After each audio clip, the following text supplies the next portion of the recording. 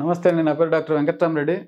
నేను Medineni homeopathy and ayurvedic hospital నుంచి మాట్లాడుతున్నాను. ఈరోజు మనం చెప్పుకోబోయే టాపిక్ ఏంటంటే థైరాయిడ్. ఈ థైరాయిడ్ అనేది నూటికి 30-40% పీపుల్ ఈరోజు చూస్తున్నాం. ఇది ఒకప్పుడు థైరాయిడ్ అంటే చాలా మందికి తెలిసిండేది కాదు. 15-20 ఇయర్స్ బ్యాక్ థైరాయిడ్ అంటే ఏంటి అనేది దాని కిందకి కూడా వచ్చేది. అంటే థైరాయిడ్ గ్లాండ్ ఒకటే అనేది బాడీలో ఉంటుందని ఒక డాక్టర్స్‌కి తప్ప మిగతా వాళ్ళకి థైరాయిడ్ అనేది తెలియదు. కానీ ఇప్పుడు 190 మందికి థైరాయిడ్ గ్లాండ్ ఏందో తెలుసు. ఎందుకంటే చాలా మందిలో దీని ఎఫెక్ట్ చూస్తున్నారు కాబట్టి ఈరోజు బీపీ ఎలాగో, డయాబెటిక్ అంటే షుగర్ ఎలాగో అలాగే థైరాయిడ్ కూడా ఒకటైపోయింది ఈ దైనందిన జీవితంలో. ఎందుకు దీనికి కూడా కారణాలు ఏంటి అంటే మెయిన్ మనం తీసుకునే ఆహారం అనేదే మనం చెప్పగలుగుతున్నాము. లేదా రెండవది టెన్షన్, స్ట్రెస్ వల్లనే దీనికి కూడా చెప్పగలుగుతున్నాం. లేదా మూడవది ఓవర్ వెయిట్ అంటాం. ఓవర్ వెయిట్ కూడా దీనివల్ల ఓవర్ వెయిట్ వస్తది. ఈ థైరాయిడ్ సమస్య ఉండడం వల్ల వెయిట్ కూడా పెరుగుతాం. ఆ విధంగా ఈ జబ్బు అటాక్ అయ్యే అవకాశం ఉంటుంది కాబట్టి ఈ థైరాయిడ్ గ్లాండ్ గురించి కొంచెం చెప్పుకుందాము. ఈ థైరాయిడ్ గ్లాండ్ ఇప్పుడు చెప్పిన లైఫ్ స్టైల్ డిసీజ్ తప్ప ఇది ఏదో బయట నుంచి వచ్చిన జబ్బు కాదు, ఇంకోటి కాదు. మనమే మన చేతులారా మనం కొనుక్కొచ్చుకుండే ఒక రకమైన జబ్బు అనమాట. దీన్ని మనము ఎప్పుడు మైండ్ ఫ్రీగా ఉంటే 100కి 90 జబ్బులు మన బాడీ నుంచి ఎలిమినేట్ అవుతాయి. ఈ మైండ్ అనేది ఎప్పుడైతే ఫ్రీగా పెట్టుకోమో మన బాడీలో అనేది ఈ జబ్బులు అనేవి వచ్చి పడుతూ ఉంటాయి. అదేవిధంగా ఈ థైరాయిడ్ గ్లాండ్ అనేది దీంట్లో 2 రకాలు. ఒకటి hyper thyroid, hypothyroid. Hyper thyroid అంటే ఏంటి? హైపోథైరాయిడ్ అంటే ఏంటంటే దీనికి మీకు కూడా దీని గురించి చాలా అవగాహన ఉంటుంది. జనరల్‌గా హైపర్ థైరాయిడ్‌లో పేషెంట్‌ని చూస్తే బాగా లావుగా ఉన్నవాడు కూడా సన్నగా అయిపోయే అవకాశం ఉంటది. మన షుగర్ అటాక్ అయిన వాళ్ళు ఎలాగవుతారో ఆ విధంగా సన్నగా అవుతుంటారు. అప్పుడు డాక్టర్ కూడా కన్‌ఫ్యూజ్ అయితాడు. ఇది థైరాయిడ్ వల్ల అయిందా? షుగర్ వల్ల అయిందా? అనేది కన్‌ఫ్యూజ్ అయ్యి టెస్టులు చేస్తే అప్పుడు మనకు ఇది హైపర్ థైరాయిడ్ అని చెప్పి తేలుతది. కానీ హైపోథైరాయిడ్‌కు దీనికి ఒకటే తేడా. అంటే దీంట్లో హైపర్‌లో బాడీ అనేది వెయిట్ లాస్ అవుతది. హైపోలో వెయిట్ అనేది గెయిన్ అవుతది. ఈ రెండే దీనికి తేడా అనమాట.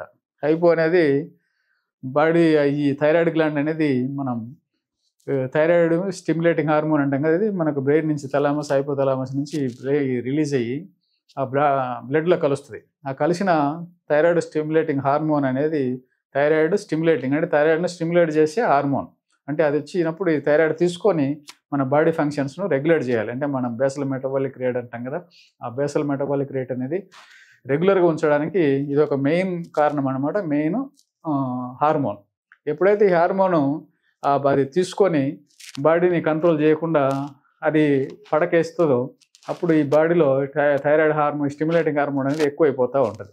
ఈ ఎక్కువ కావడం వల్ల మనం బ్లడ్ టెస్ట్ చేసేందుకే మనం ఇనిషియల్‌గా దాన్ని గుర్తుపట్టలేక వదిలేస్తే ఒక్కొక్కరికి 50, 55, 60 ఒక్కోసారి 100 చూసిన కేసులు కూడా ఉంటాయి. అంటే ఒక పేషెంట్‌కి నాకు అబోవ్ 150 అనే రిపోర్ట్ వచ్చింది. అంటే ఆ పేషెంట్‌ని చూస్తే నాకేమనిపించిందంటే ఇది కిడ్నీ డ్యామేజ్ ఏమో అనిపించింది.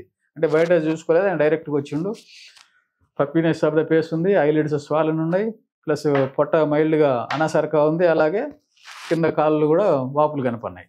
ఇయన్నీ చూస్తే ఈ లక్షణాలన్నీ కూడా 100% కిడ్నీకి రిలేటెడ్ కనిపించినాయి. లాస్ట్‌కి వాడికి టెస్ట్ రాస్తే దాంట్లో తేలింది ఏంటంటే ఈ టీఎస్‌హెచ్ లెవెల్ అనేది అబోవ్ 150 అని దాంట్లో చూయించింది. ఏమంటే 150 వరకే తీసుకుంటది. ఆ తర్వాత అబోవ్ అంటే అది ఎంతుందో కూడా దానికి అందలేదనమాట. అందుకని వాడికి ఇమ్మీడియేట్‌గా దీంతో కాదురా స్వామి మనం హోమియోతో కాదు, ఆయుర్వేదిక్ కాదు. నువ్వు మోడర్న్ మెడిసిన్ ఏసుకోవాలి. దాన్ని కొంచెం కంట్రోల్‌కి తెచ్చుకున్న తర్వాత మనం మెడిసిన్ వాడుకుంటే దానికి రిలీఫ్ వస్తదని చెప్పి ఆయనకు సజెషన్ చేయాల్సొచ్చింది. ఇది ఎందుకు చెప్పానంటే పేషెంట్ కన్‌ఫ్యూజ్ అవుతాడు. థైరాయిడ్‌లో ఎట్లా ఏంటి అనేది థైరాయిడ్ గురించి నేను ఇది స్టోరీ ఏంటంటే 10 ఇయర్స్ బ్యాక్ చూసిన స్టోరీ.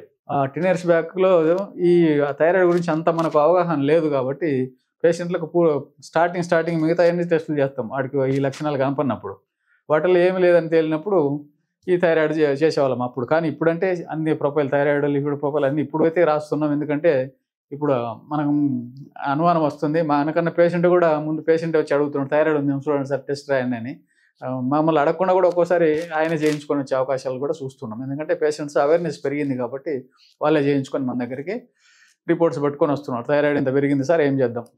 అంటే 10, 15, 20 అట్లా ఉన్నప్పుడు కూడా మన దగ్గరికి తీసుకొస్తే ఈవెన్ మోడర్న్ మెడిసిన్ అంటే అలోపతి థైరాయిడ్ గానీ, ఎల్ట్రాక్సిన్ గానీ లేకుండా మన మెడిసిన్ తోటే రెండోది ఆయనకు డైట్ కొంచెం జాగ్రత్తగా మన డైట్ ఫాలో చేసుకుంటూ చేస్తే దీని నుంచి మనం పూర్తిగా 3 నెలల్లో నీకు ఎంత ఉన్నా నువ్వు 10 సంవత్సరాల నుంచి వాడుతున్నా కూడా 3 నెలల్లో మేము దీని నుంచి బయటపడేస్తున్నాం. అంటే టాబ్లెట్ అనేది 100, 150, 125 ఎంసీజీ వాడే వాళ్ళని కూడా మెల్లగా ట్యాపరింగ్ చేసుకుంటూ దాన్ని తీసేసి ఈ డైట్లో పెట్టి 3 నెలల్లో వీలైనంత వరకు ఆ టాబ్లెట్ను పక్కన పెట్టి మన డైట్ని చేసుకుంటూ హోమియోపతి మెడిసిన్ ఇస్తే 3 నెలల్లో బయటపడి వాళ్ళు కంటిన్యూగా 1 సంవత్సరం అట్లా వాడితే మళ్ళీ అది రియక్కర్ కాకుండా ఈ డైట్ అనేది బ్యాలెన్స్ చేసుకుంటా మనము దాన్ని కంట్రోల్ చేస్తూ వస్తున్నాం. అంటే ఇది లైఫ్ స్టైల్ డిసీజ్ అని మనం చెప్పుకోవచ్చు అనమాట. అందుకే ఈ లైఫ్ స్టైల్ అనేది కొంచెం చేంజ్ చేసుకుంటే ఈ థైరాయిడ్ నుంచి బయటపడగలుగుతున్నాము. అలాగే ఈ డయాబెటిక్ నుంచి కూడా చాలా వీడియోస్ నేను చెప్పాను అనమాట.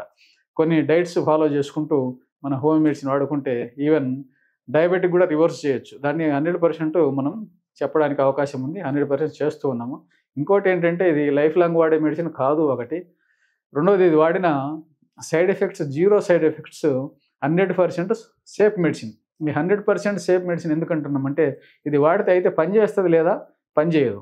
అంతేగాని ఈ మెడిసిన్ పోయి ఇంకొక ఆర్గాన్ మీద పనిచేసి దాన్ని డ్యామేజ్ చేసే అవకాశాలు ఈ హోమియోలో లేవు. అందుకే దీన్ని 100% సేఫ్ మెడిసిన్ అంటున్నాం. అలాగే 0 సైడ్ ఎఫెక్ట్. దీనికి సైడ్ ఎఫెక్ట్ అనేది ఉండదు. దీంట్లో మనం ఇప్పుడు రిజల్ట్ అనేది చాలా వరకు ఉన్నాయి కాబట్టి చాలామంది అపోహపడుతున్నారు. ప్రతిదానికి ఏ జబ్బుకు స్టెరాయిడ్స్ ఇస్తారు, ఏ జబ్బుకు స్టెరాయిడ్స్ ఇవ్వరో తెలియదా మరి పేషెంట్స్కు? డాక్టర్స్కి తెలియదా? పేషెంట్స్ కంటే తెలియకపోవచ్చు. ఈ డాక్టర్సే వాళ్ళకు అరే హోమియోకి వెళ్తే స్టెరాయిడ్స్ ఇస్తారు అంటారు. మాకు స్టెరాయిడ్ అనే మందే మన హోమియోలో మా లిస్టులోనే ఉండదు. అది ఆ స్టెరాయిడ్ అనే మెడిసినే ఉండదు. మనకు చెట్ల నుంచి తయారైన మెడిసినే ఉంటుంది. దాంట్లో కూడా మనం మైన్యూట్ ఫామ్ చేస్తాం తప్ప ఆయుర్వేదిక్లో ఏంటంటే క్రూడ్ ఫామ్ అని ఉంటుంది. మన దాంట్లో క్రూడ్ ఫామ్ ఉండదు. దాని నుంచి మళ్ళీ మైన్యూట్ చేసి డైనమిక్ ఫోర్స్ పెట్టి దాన్ని జబ్బు ఎలా వచ్చిందో అలాగా దాన్ని సెమిలివెస్క్యురెంటర్ అన్న ఒక జర్మన్ లాంగ్వేజ్లో తీసుకొని దీన్ని మనం సెమిలివెస్క్యురెంటర్ అని మా మహానుభావుడు మా హనుమన్ చెప్పిన వర్డ్ ఏంటంటే ఎట్లా జబ్బు వచ్చిందో అలానే దాన్ని ఎలిమినేట్ చేయాలి అనే ఒక సూత్రం మీద ఆధారపడి మా హోమ్ మెడిసిన్ పనిచేస్తుంది తప్ప స్టెరాయిడ్స్ ఇచ్చి పేషెంట్లు మభ్య పెడితే మళ్ళీ రాదండి. స్టెరాయిడ్స్ ఇచ్చిన కేసులు ఎంతవరకు తగ్గించారో చెప్పండి. మనం మోడర్న్ మెడిసిన్లో స్టెరాయిడ్ వాడితే టెంపరీ మళ్ళీ వస్తుంది. మేము ఇస్తే మళ్ళీ టెంపరీ కాదు కదా, మేము ఇచ్చేది పర్మనెంట్ క్యూర్ చేస్తున్నామని చెప్తున్నాం. అందుకు కాబట్టి అపోహలు వద్దు. దయచేసి ఈ డాక్టర్స్ కూడా దీని మీద అపోహ సృష్టించొద్దని చెప్పి మేము మనవి చేసుకుంటున్నాం. మీకు ఏదైనా డౌట్ ఉంటే మమ్మల్ని అడగండి, లేదా మాకు ఫోన్ చేయండి, లేదా కూర్చొని డిస్కస్ చేద్దాం. మంచి వాతావరణంలో డిస్కస్ చేసి మా దగ్గరనే చాలా ఉన్నాయి, అవి మీకు పంపిస్తాం. మీ దగ్గర తగ్గని ఉంటే మాకు చూడండి. అంటే మ్యూచువల్గా ఏంటంటే మధ్యన పేషెంట్ సఫర్ కాకుండా పేషెంట్ బాగు చేయడానికి మేము ముందుకు వస్తున్నాం. మీరు కూడా ముందుకు రాగలరని చెప్పి నేను మనవి చేసుకుంటూ సెలవు తీసుకుంటున్నాను. నమస్తే.